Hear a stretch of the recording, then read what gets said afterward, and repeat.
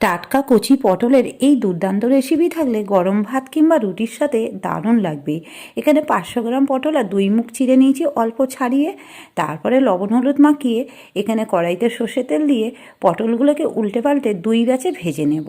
আর একটু লাল লাল করেই ভেজে নিতে হবে।